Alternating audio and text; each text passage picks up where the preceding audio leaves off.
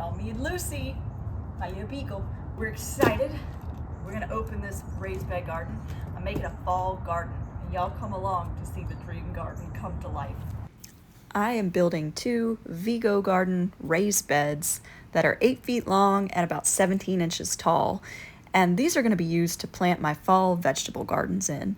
And they're plenty long, so I can plant a bunch of veggies like lettuce and carrots and broccoli. And once you build your bed, you want to make sure to tighten those screws with a drill or with a screwdriver after you hand tighten them.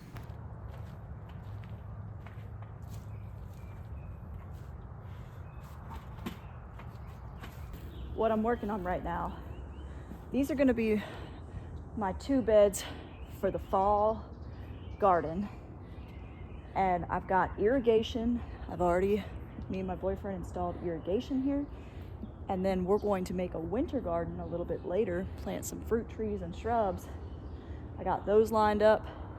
We're gonna add some extra ground cloth, and then we're gonna fill in the beds with dirt. And I can't wait to show y'all the results of my beautiful fall garden that's about to happen, y'all. This is so cool.